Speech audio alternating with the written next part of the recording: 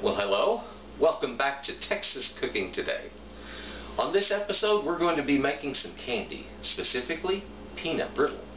Now, this is a very wonderful recipe. It's an old recipe. It's been handed down in my family, and I'm happy to pass it on to you. It's one that if you do it just right, you can't fail.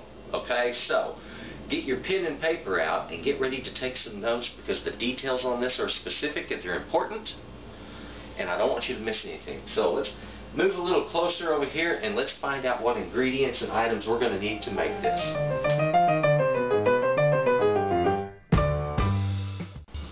Now, as far as our ingredients and the items that we're going to need to make this, first off, right here I have 2 cups of granulated sugar.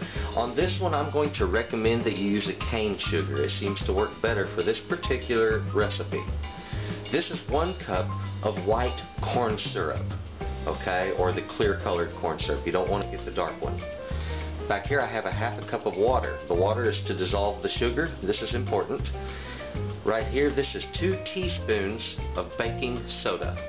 Not baking powder, baking soda.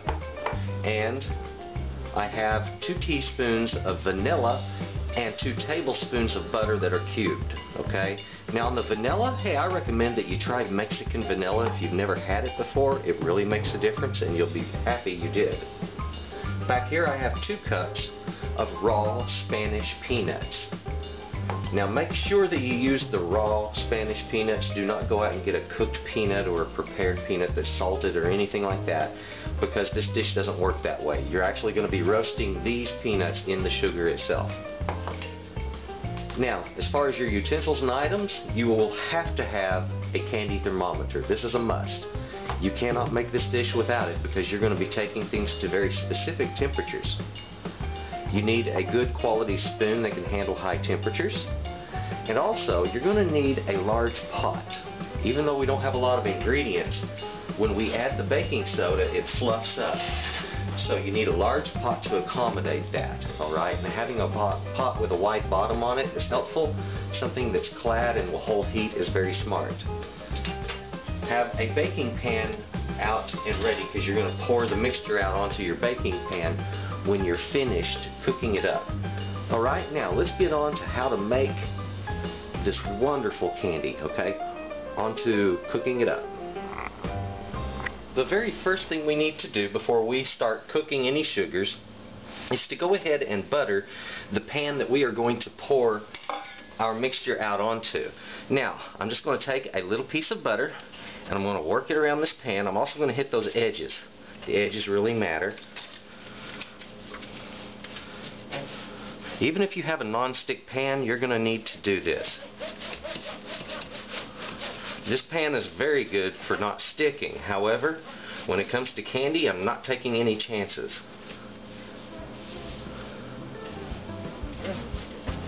Now, once you've rubbed that over, take your hand and go over it one more time, and this will smooth out the butter and make sure it's evenly coated. There we go. Now, the nice thing about using a cooking glove like this, I'm not afraid of getting butter on my hand. I just want to move on to the next thing quickly, and now I'm ready to do that. Okay, so our pan is buttered. I can keep that setting aside. Now, we are just about ready to cook up our sugars, but before we do, I want to make mention of one very, very important thing. And that was, earlier you noticed I pointed to 2 separate bowls, one containing butter and vanilla, the other containing baking soda. This is important that you have these in dishes that are small and easy to handle quickly, and that they're dished up exactly like this, because at the end of heating this dish, when it comes to the exact right temperature, we're going to quickly throw both of these in, stir them very fast. This dish will fluff up quickly, and at that point I have got to pour it out, because if I don't do this exactly right, the whole thing will fall. And that's what peanut brittle sort of relies on. For it to be brittle and crisp and fluffy, it has to come out like that. Now, let's start with our sugars, and I want to pour the white sugar in there. And I'm going to get my K-row and get a spatula here. There we go. Let's put that, I didn't mean to say that name, put that white corn syrup right down in here. cut that part out.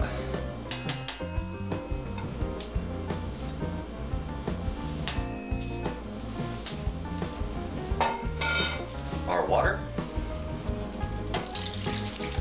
The peanuts will not go in here yet. I want to stir that just a little bit to start getting it to combine. And I'm going to go ahead and replace the spatula right with a spoon. That spoon can handle the heat.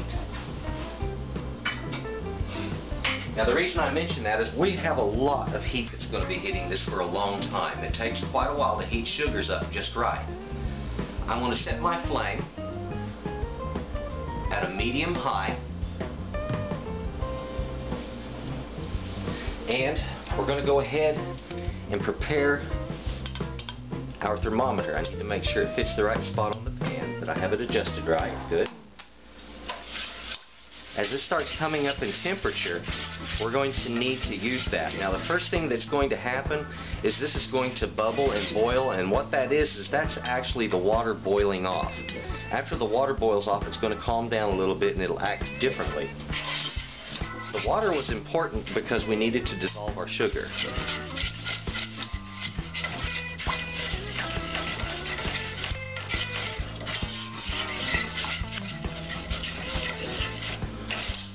Go. Still a little bit, see the granules of sugar that are in that, they're not fully mixed in yet, but they will. As this goes, they're going to mix in fully. I'm going to need something to set my spoon on.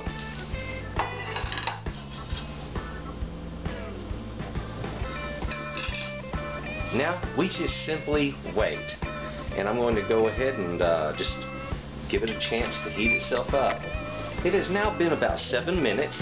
It's starting to come up to a bit of a boil in the center.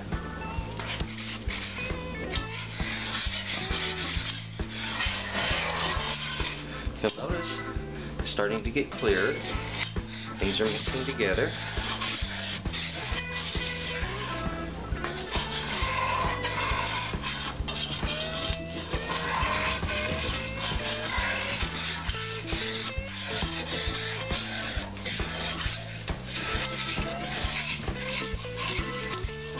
We've almost got that sugar completely dissolved, so just keep stirring it until it is. But I wanted to show you how hot it was getting. It was coming up into a boil. Now remember, the boil isn't the sugar, that's just the water starting to boil off, that's all.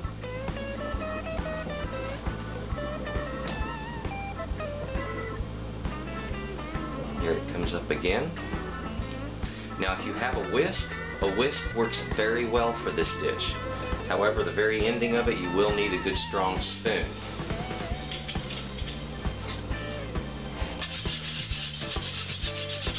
A whisk is good because it'll help combine things a lot faster.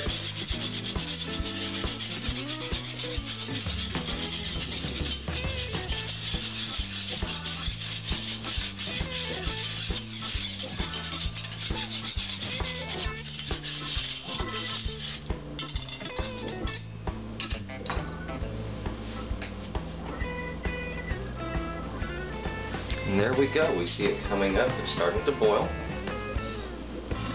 Allow this process to go on until your sugar water boils off.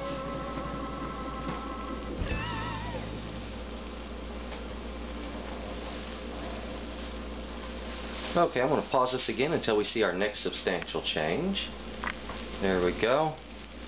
Remember, just boiling that water off, but look how active it got.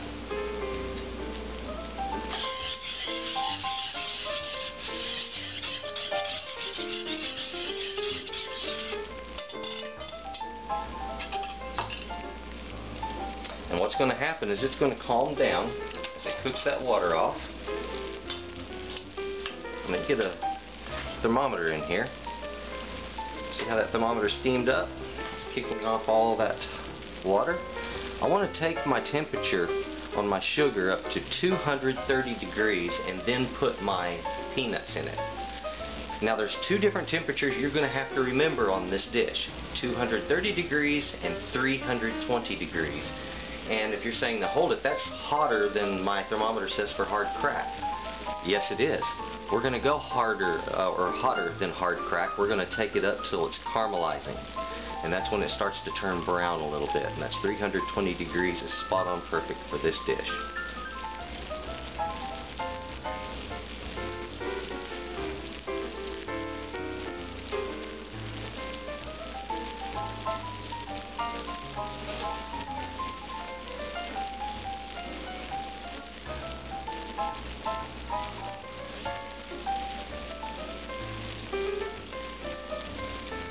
My thermometer at the moment is reading just a little bit under 225 degrees.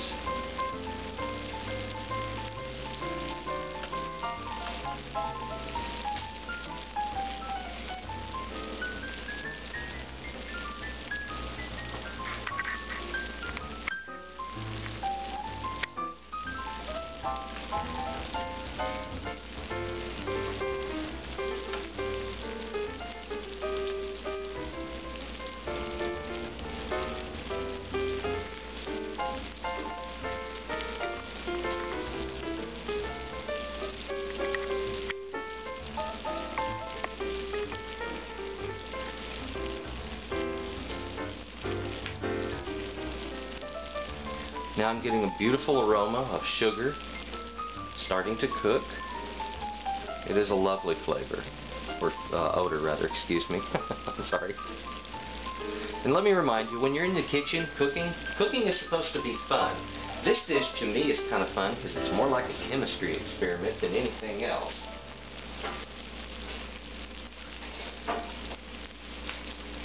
On this dish we are dealing with very specific temperatures, and we're also dealing with a chemical reaction at the end of it, and that's our baking soda. When that baking soda hits that hot sugar and it reacts and it fluffs it up, that is really neat to watch.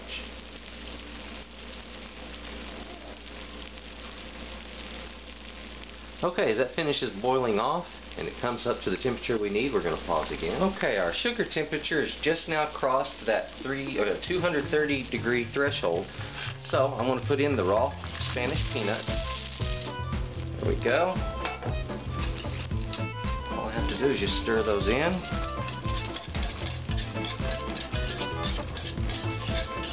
And that's going to bring down that temperature. Don't worry about that. It's going to come right back on up. Keep the temperature the same underneath. Okay.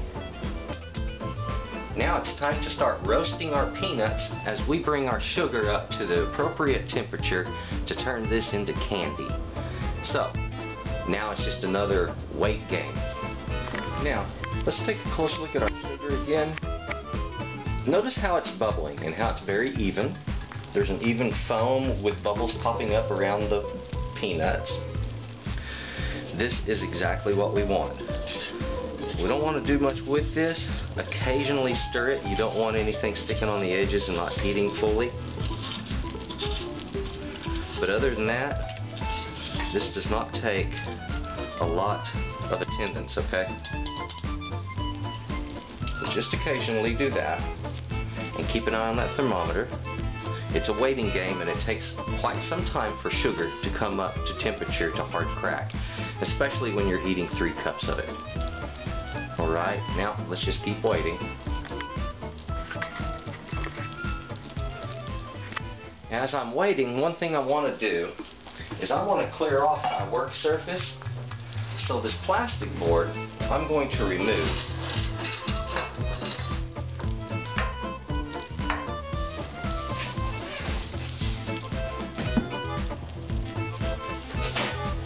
This allows me to be able to pour out directly on this cookie sheet as it's on this surface.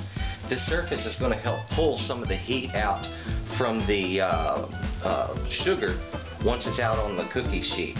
And the importance there is we want it to set and cool quickly, and that way it remains light and fluffy.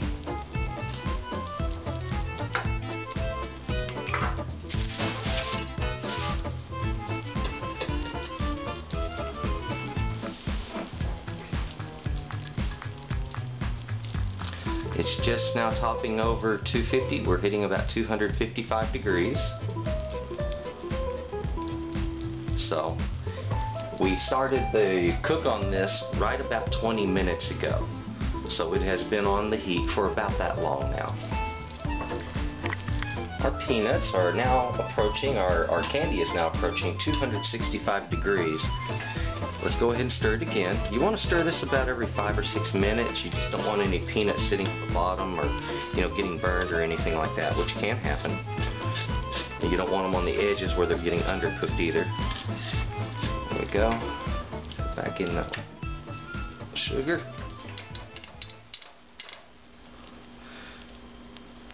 As I build sugar up on this whisk, it's going to kind of build up and it sticks to my plate over here. But don't let that bother you. And this will wash off. Just soak it off in some hot water. So we keep on waiting. Now, the red in the skins of these peanuts is bleeding out into the sugar a little bit, and it's going to color that for a bit and turn it kind of pink. It's a very interesting thing. Okay, my temperature is just now getting there. We are just hitting about 315 degrees. So just a couple more degrees and we're going to have this ready to go. If you'll notice, the bubbling has slowed down a lot. Peanuts and sugar are sticking to my spoon. I need to leave it in there and keep it warm, get it heated up.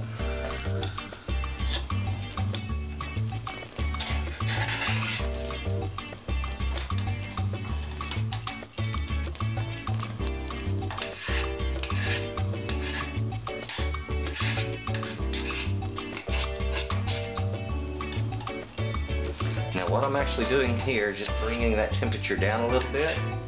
The heavy stirring, heating my spoon up so that my candy won't stick to it as I'm working it. And the temperature's going to come right back up.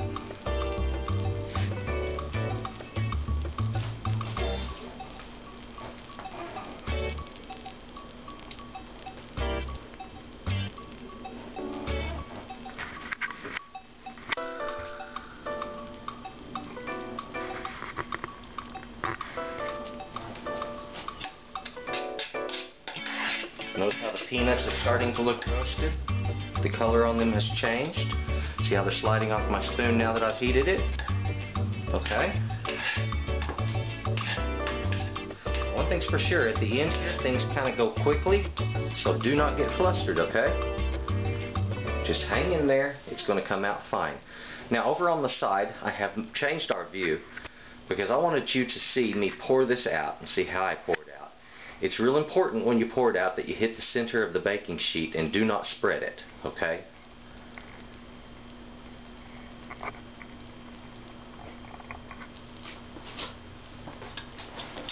Okay, we're at the right temperature. The flame goes off. In the pan, I want to quickly put both of those in. Stir. Look at it flow.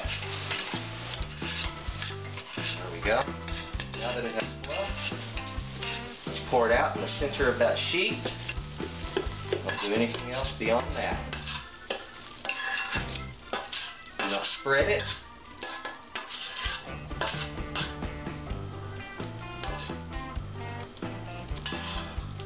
Do not touch it. There we go. Now, all we have to do is wait for that to turn hard. Nothing else. Now, so anybody will know, my total cook time on this was just a little bit under 35 minutes. In fact, we're right about 33 minutes on cooking this. And that's exactly what we want. Now, if you'll notice, the reason I don't spread that is if I do, it's going to cause the bubbles to break inside of it. There's a bunch of little fluffy bubbles up in there. And I want to keep that because it creates a wonderful property when it comes to making really good quality peanut brittle. If you'll notice, the thing is still bubbling a little bit.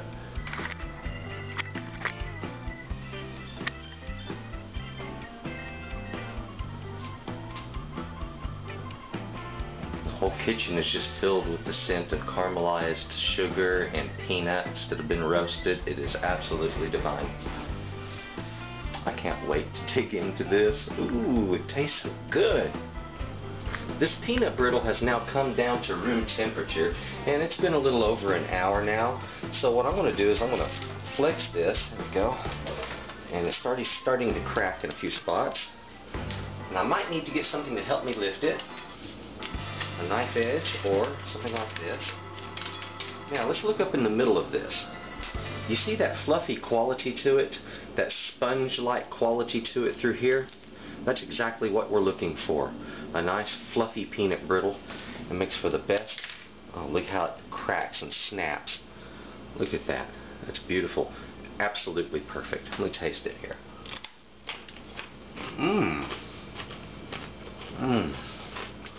The peanuts are perfectly roasted, wonderfully caramelized.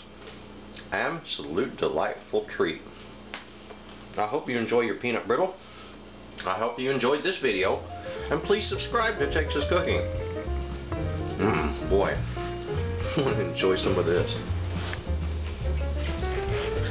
Well, that was fun, and not very difficult, was it? Simple candy making. Peanut brittle. I'll tell you what, everybody should get to enjoy a nice piece of peanut brittle. I hope you enjoy your peanut brittle. Thank you for watching Texas Cooking today, and please check out my other videos. You're going to enjoy what you find. Thank you for watching Texas Cooking Today, the show where you can get great recipes and the best techniques are taught. Please subscribe to Texas Cooking Today, where you will always find something hot and ready to eat.